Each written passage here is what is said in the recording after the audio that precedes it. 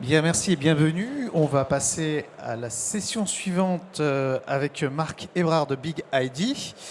Et donc, le nom de la session, supprimons les angles morts avec Big ID, ou comment rechercher de manière proactive une visibilité complète des données sensibles d'une entreprise. C'est à vous. Bonjour à tous. Donc aujourd'hui, je vais vous parler un petit peu de données et de découverte de données. Donc je me présente, Marc Ebrard, je suis architecte intégration cloud. Je m'occupe notamment de l'intégration du produit avec les clouds publics comme AWS, Azure, GCP, et en étant également à d'autres clouds dans l'année. Aujourd'hui, donc, le problème qu'on a, notamment dans les entreprises, c'est que la donnée est vraiment quelque chose de fondamentalement très importante pour n'importe quelle entreprise, puisqu'on parle souvent de... Voilà, les données sont par essence quelque chose qu'on doit protéger. La loi s'est rajoutée par-dessus récemment, donc dans les 5 dernières années. Mais dans les données qu'on peut avoir, on a les données que l'on connaît, qui sont parfaitement connues, déclarées, notamment par les équipes qui sont connues par le RSSI, mais il y a toutes les données qu'on ne connaît pas. Dans les données qu'on ne connaît pas, c'est soit parce qu'on ne connaît pas le stockage qui contient ces données-là, ou c'est parce que la base de données a muté, certaines colonnes sont apparues, et puis ça a gentiment divagué vers quelque chose qui est complètement nouveau par rapport à ce qui a été déclaré au RSSI. Donc là-dessus, on a vraiment de tout, et on a notamment des informations personnelles qui sont importantes. Le problème également qu'on a aujourd'hui, c'est tout ce qui va être Shadow IT. Le Shadow IT, en bon français, ça va être le projet sous-marin que l'on va créer pour faire une démo technique. On va commencer à copier des données potentiellement sur des bases de données non déclarées et sur des espaces de stockage sur S3, notamment sur AWS.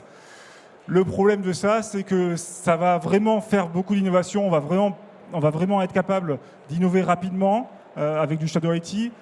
Le pendant problématique, ça va être que voilà, on va avoir des données qui vont être stockées potentiellement sur des choses qu'on ne connaît pas, des données dupliquées, et ça va nous poser problème sur le long terme.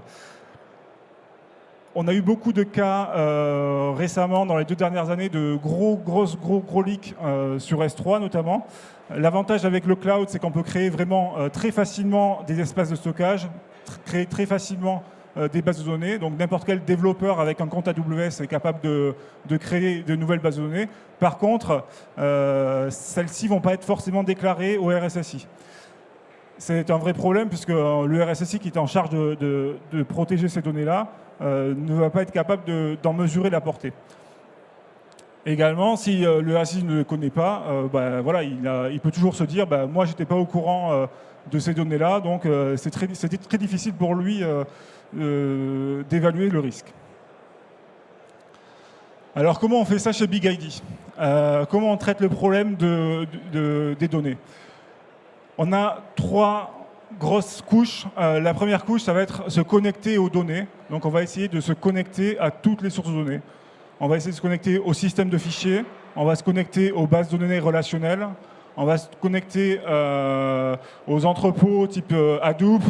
On va aussi se connecter aux applications que vous pouvez utiliser, Workday, Slack, mais également, ça peut être même du mainframe. On y reviendra. Par-dessus ça, une fois qu'on s'est connecté aux données, on va établir 4 processus qu'on appelle les 4 C. Donc le catalogue qui va faire un petit peu un inventaire de tout ce qu'on a dans le système d'information. On a une étape de classification qui va permettre de prendre connaissance, une connaissance approfondie de chaque champ et de chaque document.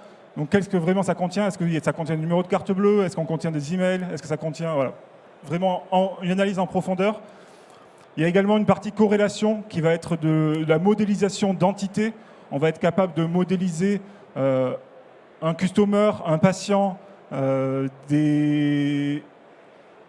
j'y reviendrai après un petit peu. Et ensuite, on a une 4e phase, clustering, qui va être un regroupement de fichiers qui vont être similaires. ça va être important pour notamment faire de la déduplication et minimiser les risques. Donc une fois qu'on a une très bonne connaissance des données, avec ces 4 processus, on va avoir des applications qui vont se brancher dessus. Et en fait, il y a une multitude d'applications en fonction avec qui on travaille. Donc si c'est avec le DPO notamment, on va aller chercher comment on active BigID pour traiter des requêtes RGPD. Donc on a toute une suite d'applications pour le RGPD. On a également une suite d'applications pour le CISO, pour le RSSI, qui va permettre donc d'évaluer le risque, l'exposition au risque sur l'ensemble des données. Et on va avoir aussi une catégorie data governance qui va être plus axée sur la qualité des données et sur le nommage correct de différents champs. Je vais passer à la démo. Alors, la première chose que je vais vous montrer, c'est un produit qu'on a lancé récemment qui s'appelle SmallID. SmallID, ça va vous permettre, c'est un service SaaS. Vous avez une période d'essai de 15 jours et vous pouvez connecter directement votre compte AWS et ça va vous permettre d'évaluer le produit et d'inventorier toutes vos données sur un compte AWS et d'en extraire faire une première passe, on va dire, sur ce compte. Alors, hop. Donc quand vous arrivez sur SmallID, vous avez ça. En fait, vous avez un wizard qui va vous permettre de sélectionner des pays. Donc on va vous demander dans quel pays vous opérez. Donc là, aujourd'hui, on est à Lille, donc j'ai mis la France et la Belgique. Ensuite, on va cliquer sur Next, donc vous pouvez sélectionner tous les pays qui vous concernent. À la suite de ça, on va en driver, on va déduire les différentes politiques et régulations qui sont afférentes à ce pays-là. Donc, vu qu'on est en Europe, on a le RGPD, mais on a également les lois afférentes aux 2 pays. Et puis, on a rajouté tout ce qui était PCI DSS et des politiques un peu plus génériques. Si ça ne vous plaît pas, vous pouvez rajouter d'autres régulations. Et on peut voir que les politiques qu'on a déduites par rapport à ces 2 pays vont être les suivantes. Et on va également activer un ensemble de classificateurs et on va pouvoir être capable d'aller chercher des IBAN, d'aller chercher pas mal de différentes... en fait, on a une grande collection de classificateurs et donc on a à peu près 490 classificateurs différents. Donc on va en activer certains et pas d'autres. À la suite de ça, on vous demande des credentials, donc un login password pour AWS. Et derrière, à la suite de cette connexion, on va pouvoir évaluer, on va faire une première phase. Donc on va se connecter, donc on va lancer une discovery. Je ne vais pas forcément attendre, mais en gros l'idée, c'est qu'on va passer sur tout le stockage S3, tous les espaces de stockage sur AWS, et on va pouvoir importer massivement tout ce que vous avez sur ce compte. Aujourd'hui, on travaille également à faire ça au niveau de l'organisation AWS. Donc AWS, vous savez, vous allez avoir un compte, mais il faut aussi avoir une organisation. L'idée, c'est on va très bientôt transformer ce wizard pour faire ça au niveau de l'organisation. Donc on va passer sur tous les comptes et toutes les régions activées dans ces comptes. Je passe à BigID. Donc c'est quoi la différence entre SmallID et BigID? Donc BigID, c'est un produit qui est légèrement différent, qui va être un tout petit peu plus complet, dans le sens où SmallID, vous avez le catalogue et la classification. Sur BigID, vous allez avoir en plus la corrélation et l'analyse de clusters. Donc, qu'est-ce qu'on a sur BigID? Donc on a ça, c'est le dashboard. On va avoir des sources. Les sources, c'est nos sources de données. Elles sont déclarées. Donc je vais passer là-dessus. Qu'est-ce qu'on supporte comme source de données? Bon, on va supporter un grand nombre de sources de données. Donc on va avoir de la base de données relationnelle.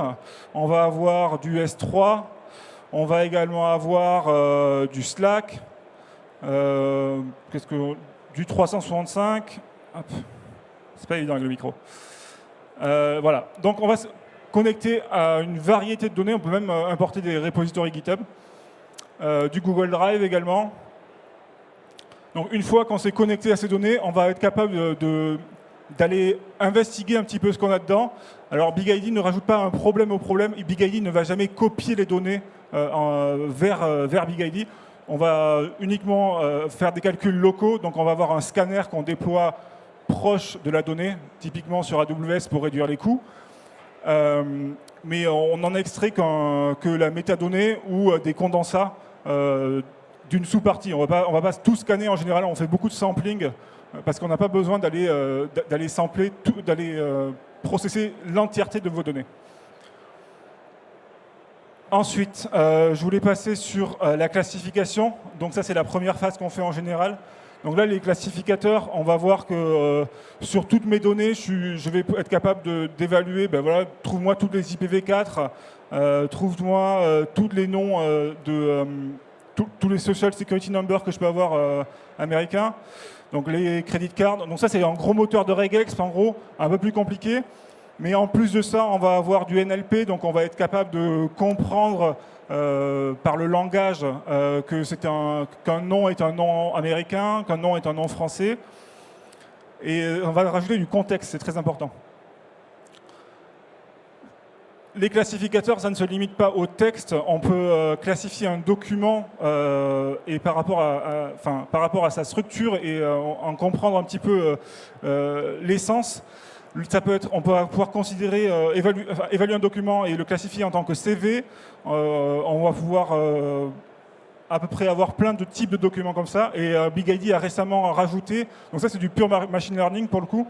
Vous pouvez aussi importer votre propre jeu de documents. Donc si vous avez un document technique très particulier à votre entreprise, vous pouvez l'importer et on va pouvoir créer un nouveau classificateur avec ce jeu de données. Je vais passer au clustering. Le clustering, c'est quoi? Ça nous permet d'établir, on va dire, des grands ensembles de données. L'essentiel, honnêtement, c'est ça va pouvoir faire deux choses qui sont très très pratiques. C'est qu'on va pouvoir analyser les duplicates, donc les doublons, les fichiers en doublons. Donc BigID ne se base pas sur les noms de fichiers pour faire des doublons. On va souvent faire du fuzzy matching, donc du hachage flou en français. Et on va être capable de deviner que des fichiers sont très proches. Par-dessus ça, on a une liste de keywords et on a fait un groupe. Donc un cluster, c'est un groupe. Et on peut dire qu'un groupe devient... alors attendez, je ne trouve plus exactement. Donc on peut assigner à un groupe un label MIP. Donc sur Microsoft Information Protection, vous pouvez éditer des labels. Donc on va pouvoir labelliser dans la suite Microsoft un ensemble de documents sans en avoir défini exactement le scope, puisque le scope a été totalement découvert par BigID automatiquement.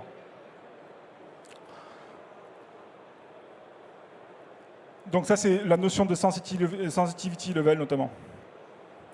Et on va vraiment s'intégrer sur des méthodes de type DLP. Je vais passer sur les policies, parce qu'au tout début du wizard, on a discuté des policies. Donc les policies, c'est vraiment les politiques de données. Donc là, on va avoir une liste de politiques de données. Donc c'est très très long. Mais en gros, pour chaque pays dans le monde, on a défini la liste des classificateurs et des choses qui sont importantes. Donc si on revient dans notre cas en France, ou je ne sais pas si on a le truc français, donc là on a le RGPD typiquement, je peux voir que la query, c'est toutes les données financières dans le cadre de la RGPD. Et j'ai notamment un petit point rouge ici qui me dit « Ah oui, non, là il y a un petit problème, il y a des documents, il y a des choses qui ont matché, donc on peut aller vers la tâche. » Et là, ça va me donner la liste de toutes les problématiques que l'on a trouvées, qui ont violé la politique de données. Donc en général, on peut télécharger la liste des objets comme ça. Et globalement, comment ça va fonctionner? On va faire une tâche. BigID est assez read-only. On va souvent s'interfacer avec d'autres produits pour traiter ces violations de données. Par-dessus ça, je vais passer au marketplace. Le marketplace, c'est quoi? C'est toutes les applications qui vont se brancher par-dessus ces différentes, ces 4 C. D'ailleurs, j'en ai oublié un, j'y reviendrai. On a tout ce qui est la suite pour faire de la privacy. On a également la suite pour faire de la data protection, qui sont des applications plus pour le RSSI. Et on a une suite d'applications pour la gouvernance de données. Voilà. Je vais passer sur le dernier morceau, qui est la corrélation. Alors ça, on va dire, c'est un truc assez puissant chez nous. L'idée de la corrélation, c'est quoi? C'est on va prendre une base de référence, donc ça va être une base de customer, une base de patients. On va partir de cette base et ensuite on va identifier attendez, hop. On va en identifier des attributs. Donc quand il y a un petit drapeau, c'est que l'attribut est pertinent pour identifier une personne, une entité. Mais on va pouvoir également étendre cette chose-là à plusieurs bases de données qui ne se connaissent pas. Donc on va établir des clés étrangères en langage SQL. Hop, voilà.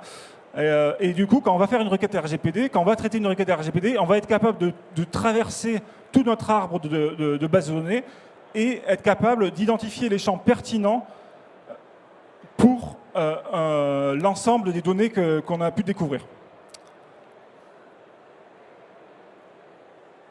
Donc, tout ça pour finir sur l'inventaire. Donc l'inventaire, c'est une vue single pane of glass où on va pouvoir voir finalement les résidences, les attributs qu'on a découverts, les sources de données, les applications. C'est vraiment quelque chose d'assez intéressant. Donc si vous avez une violation, donc si vous avez une fuite de données sur une certaine source de données, donc vous savez que vous avez une fuite qui concerne tous les fichiers sur les systèmes NFS, eh bien, tout de suite, vous allez être capable d'identifier tous les objets qui sont potentiellement fuités, mais également toutes les entités. Donc, vous allez pouvoir prévenir les personnes que leurs données personnelles sont dans la nature. Ça, c'est assez important au niveau de la loi. Voilà. Donc, je vais finir sur ça. Si vous avez des questions, je veux bien les prendre. Et sinon, nous sommes au stand F19. Donc voilà. Je vous remercie de votre écoute.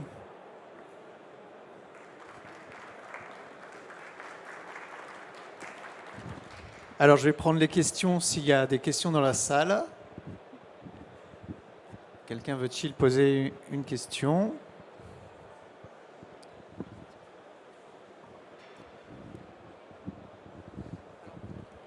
J'aurais voulu savoir, moi, bonjour déjà, j'aurais voulu savoir si votre outil est couplable qu'avec AWS, si vous ressortez vraiment tout là-dessus, ou alors si on peut incrémenter d'autres choses derrière comme cloud. Ouais, alors, sur les applications, je ne suis pas passé dessus, mais en gros, on supporte AWS, Azure et GCP aujourd'hui.